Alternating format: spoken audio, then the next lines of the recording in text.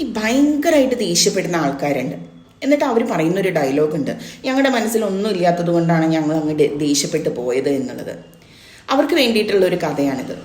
ഒരു അച്ഛനും അമ്മയ്ക്കും ഒരു മോനുണ്ടായിരുന്നു. ഭയങ്കര ധനികനായി ഭയങ്കര റിച്ചായിട്ടുള്ളൊരു ഫാമിലി ആയിരുന്നു അത്. ഇവൻ്റെ എല്ലാ കാര്യങ്ങളും ഈ അച്ഛനും അമ്മയും നടത്തി കൊടുക്കുമായിരുന്നു.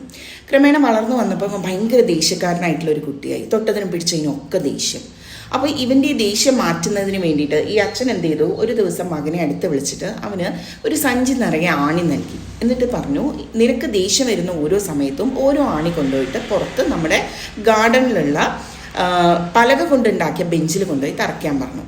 അങ്ങനെ ഈ കുട്ടി അതുപോലെ തന്നെ ഇവന് ദേഷ്യം വരുന്ന സമയത്തൊക്കെ ഇവന് ഓരോ ആണി എടുക്കും, അവിടെ കൊണ്ടുപോയി തറയ്ക്കും. അങ്ങനെ ഒരു ദിവസം 40 മുതൽ 50 ആണികൾ വരെ അടിച്ച ദിവസം ഉണ്ടായിരുന്നു. ക്രമേണ ആണികളുടെ എണ്ണം കുറഞ്ഞു വന്ന് തുടങ്ങി. ഇവന് തന്നെ തോന്നി ഇത് ഒരു മോശപ്പെട്ടതാണെന്ന് തോന്നിയിട്ട് ഇവൻ തന്നെ ഇത് കുറച്ച് കൊണ്ടുവന്നു.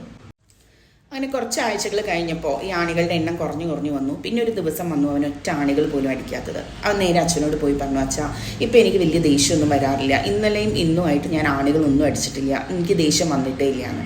അച്ഛൻ ഇവനെ കൂട്ടിക്കൊണ്ട് ഈ ബെഞ്ചിൻ്റെ അടുത്ത് പോയി. ആ ബെഞ്ച് നിറയെ ആണികളായിരുന്നു. അച്ഛൻ മകനോടായിട്ട് പറഞ്ഞു, ഇനി നീ എന്ത് ചെയ്യണം, ഓരോ ദിവസവും ഇതിലെ ആണികൾ പറിച്ചു മാറ്റുക, കംപ്ലീറ്റ് ആയിട്ട് ആണികൾ പറിച്ചു മാറ്റണം എന്ന് പറഞ്ഞു. ശരിയെന്ന് പറഞ്ഞ് ഇവൻ ആണികൾ പറിച്ചു മാറ്റാൻ തുടങ്ങി. അങ്ങനെ മൊത്തം ആണി പറിച്ചു കഴിഞ്ഞതിന് ശേഷം അവൻ വീണ്ടും അച്ഛനെ വിളിച്ചു കൊണ്ടുവന്ന് കാണിച്ചു. അച്ഛാ നോക്കൂ, ഇപ്പോൾ ബെഞ്ചിൽ ഒറ്റ ആണികൾ പോലും ഇല്ലയാണ്. അപ്പോൾ ആ അച്ഛൻ അവനോട് പറഞ്ഞു, ഇതായിരുന്നോ ആദ്യം ഞാൻ നിനക്ക് തന്ന ബെഞ്ച്? ആ ബെഞ്ചിൽ ഒരു ഹോള് പോലും ഇല്ലായിരുന്നു. ഇപ്പം നീ ഈ ആണികൾ അടിച്ച് അതിന് ശേഷം പറിച്ചു മാറ്റിയ ബെഞ്ചിൽ ഹോളുകളല്ലാതെ ഒന്നുമില്ല. അത്രയും മുറിവുകൾ അല്ലെങ്കിൽ അത്രയും വൃത്തികേടായിരിക്കുന്നു ഈ ബെഞ്ച് എന്ന് പറയും. അപ്പോൾ ആ മകന് മനസ്സിലാവും എന്തായിരുന്നു ഞാൻ ചെയ്ത തെറ്റ് എന്നുള്ളത്. ഇതുപോലെയാണ് നമ്മൾ ദേഷ്യപ്പെടുന്ന സമയത്ത് നമ്മൾ വേണ്ടതും വേണ്ടാത്തതും കഴിഞ്ഞു പോയതും ഇല്ലാത്തതും നുണകളും അല്ലെങ്കിൽ നമ്മൾ ജയിക്കാൻ വേണ്ടിയിട്ടും പല കാര്യങ്ങളും നമ്മൾ മുമ്പിൽ നിൽക്കുന്ന ആളോട് പറയും. ആ പറയുന്ന ഓരോ കാര്യങ്ങളും ഓരോ ആണികളായിട്ടായിരിക്കും അവരുടെ മനസ്സിൽ തറയ്ക്കുന്നത്. അതിനുശേഷം നമ്മുടെ ദേഷ്യം മാറിക്കഴിയുമ്പോൾ നമ്മൾ പോയി ഒരു സോറി പറഞ്ഞു അല്ലെങ്കിൽ നമ്മളൊന്ന് പശ്ചാത്തപിച്ചു. പക്ഷേ ആ ആണികൾ കൊണ്ടുണ്ടാക്കിയ മുറിവുകൾ ഒരിക്കലും അവിടെ നിന്ന് മായില്ല. അതെപ്പോഴും മുറിവുകളായിട്ട് തന്നെ കിടക്കും. നമ്മുടെ കയ്യിലോ പശ്ചാത്താപം മാത്രമേ ഉണ്ടാവുള്ളൂ.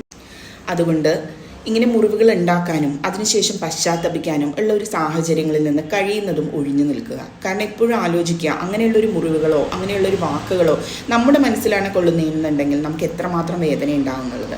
നമ്മുടെ വേദന മാത്രമല്ലല്ലോ, മറ്റുള്ളവരുടെ വേദനയും നമ്മൾ കൺസിഡർ ചെയ്യുമ്പോഴല്ലേ നമ്മൾ മനുഷ്യരാവുള്ളൂ. അതുകൊണ്ട് നല്ല മനുഷ്യരായി ജീവിക്കാൻ ശ്രദ്ധിക്കുക. Happy morning.